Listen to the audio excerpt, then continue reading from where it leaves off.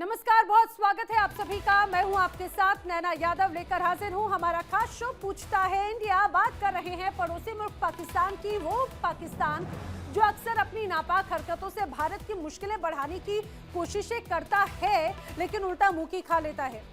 जिसके आतंकी भारत में दहशत फैलाने की कोशिश में जहन्नुम तक पहुंचा दिए जाते हैं, लेकिन अब वही पाकिस्तान कर्ज के ऐसे दलदल में धंसता जा रहा है जिससे निकलना बेहद मुश्किल है।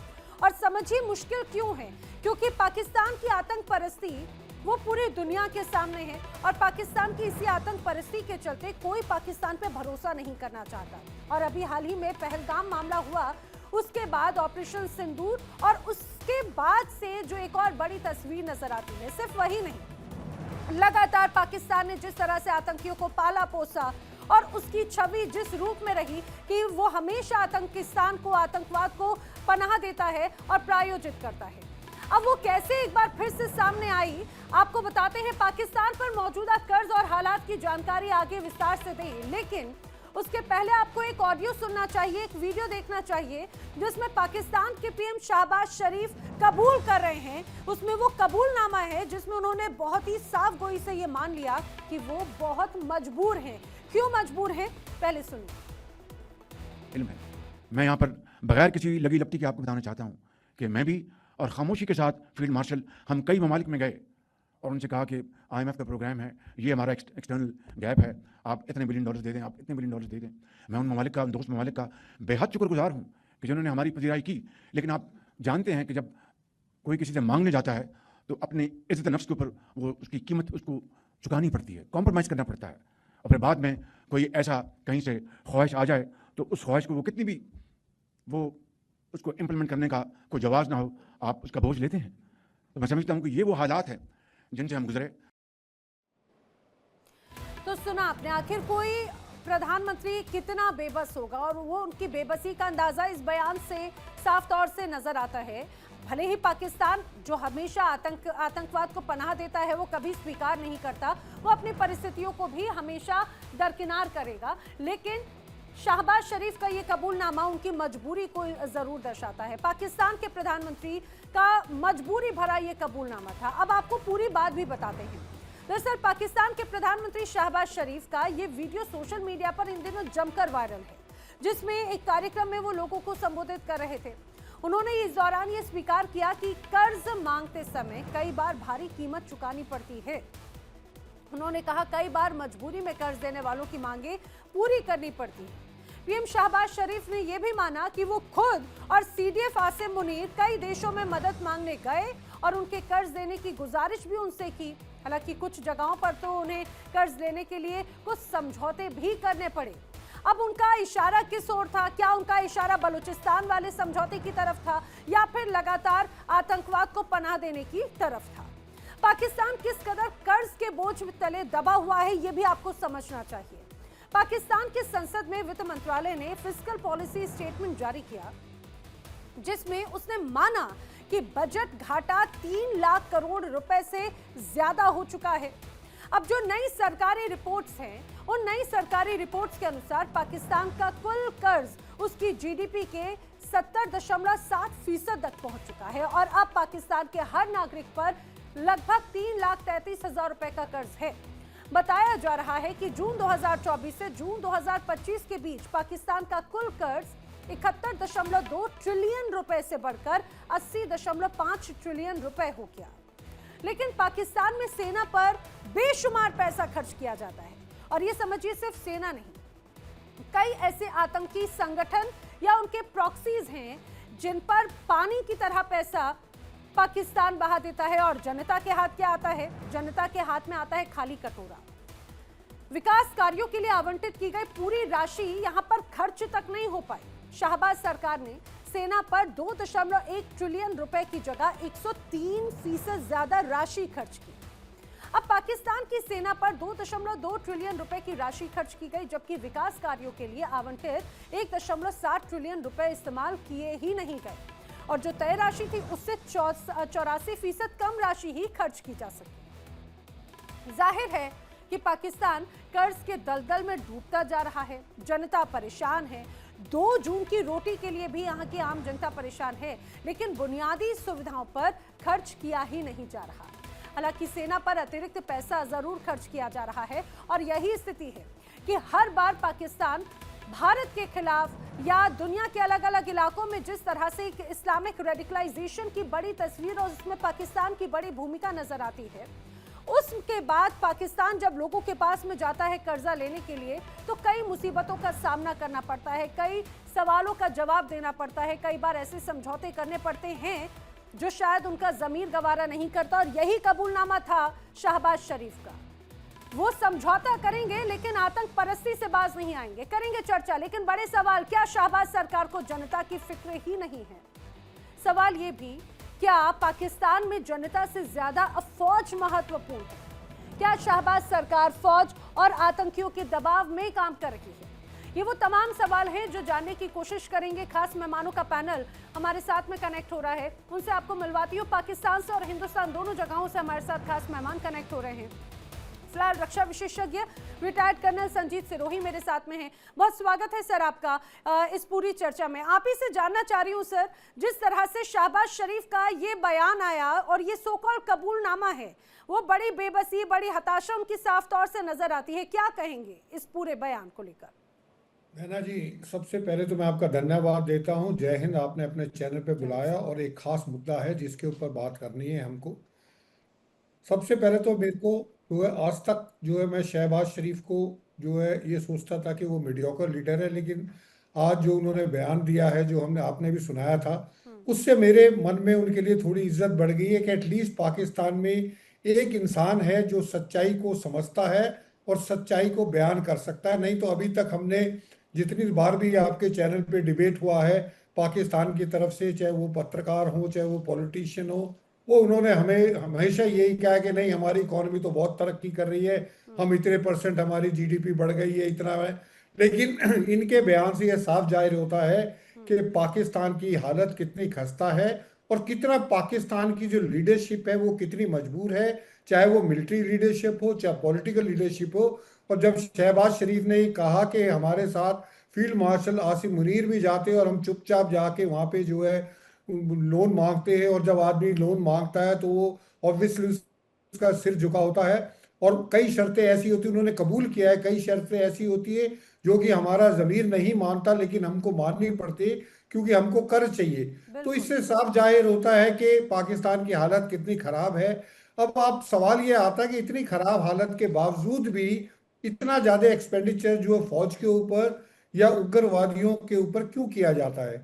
वो एक स्टेट पॉलिसी है, उसमें जो है जो पॉलिटिकल लीडरशिप है उनके हाथ में कुछ नहीं है। सब कुछ हाथ जो कुछ हाथ में है वो मिलिट्री लीडरशिप के हाथ में है।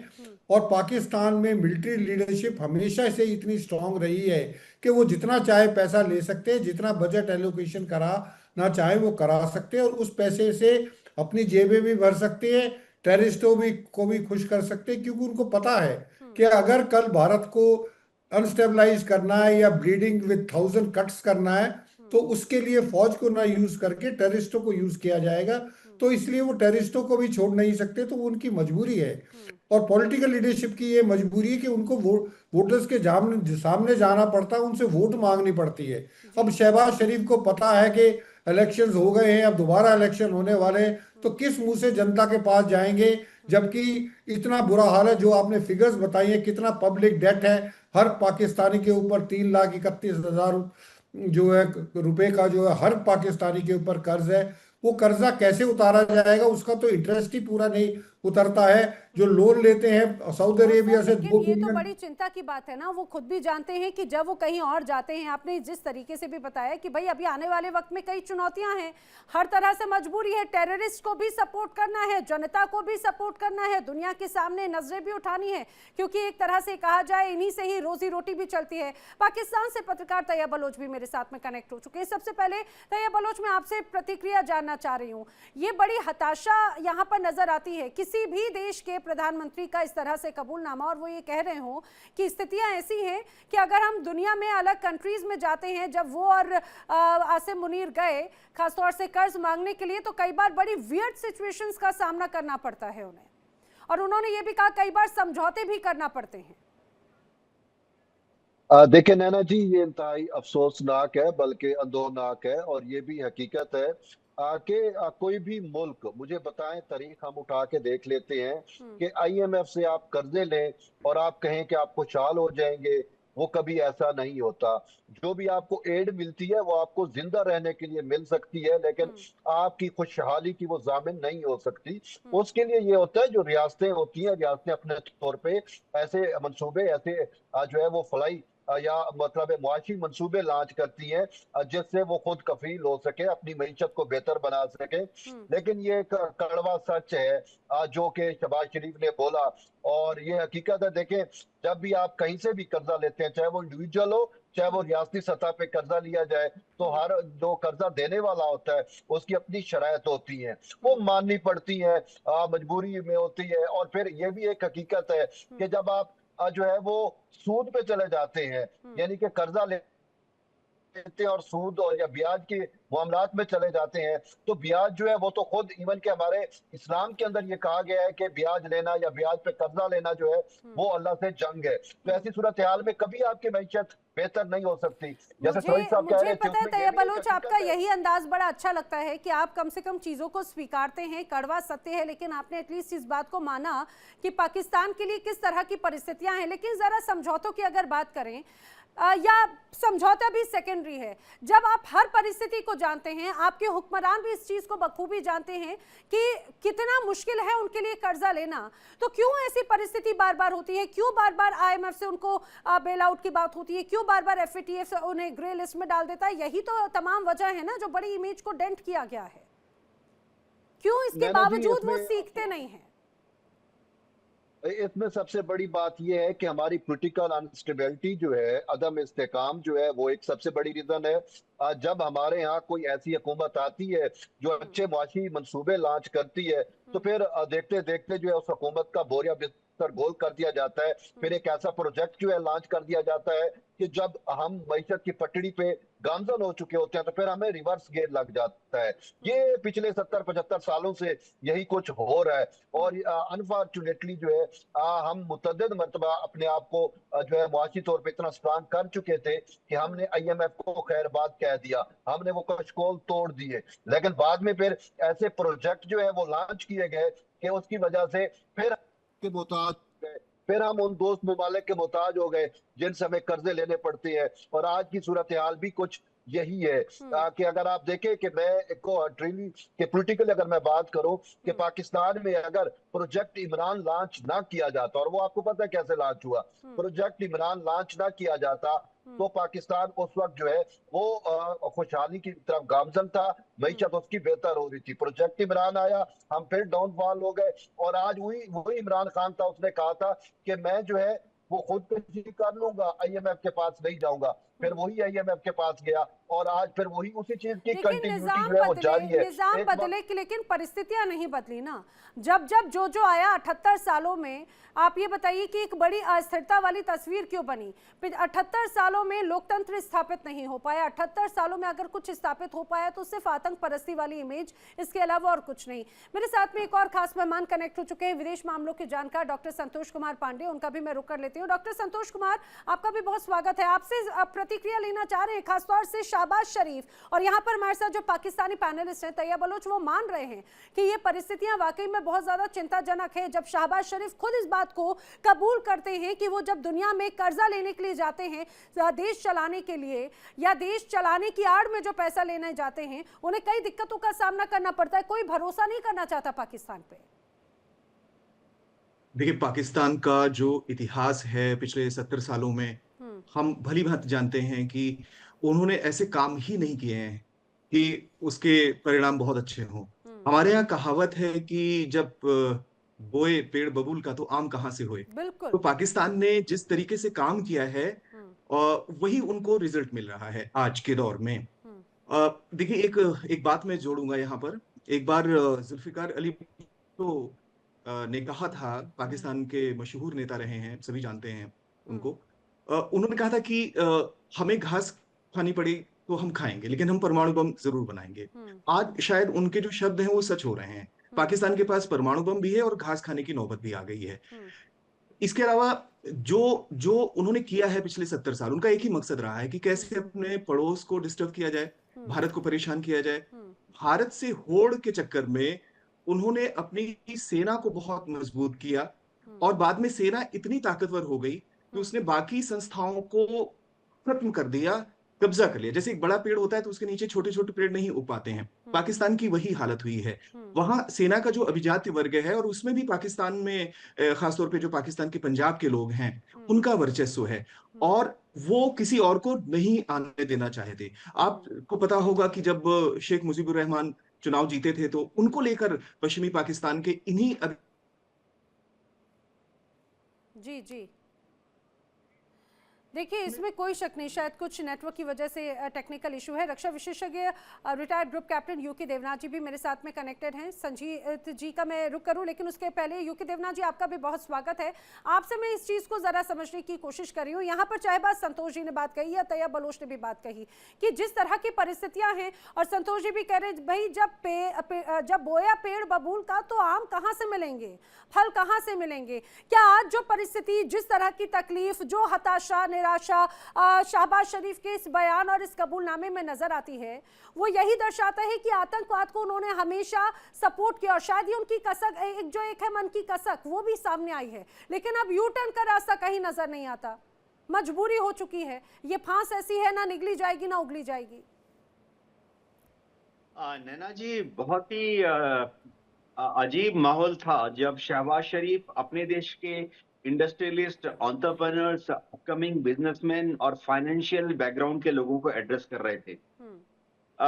उनकी हालत बहुत दयनीय नजर आ रही थी।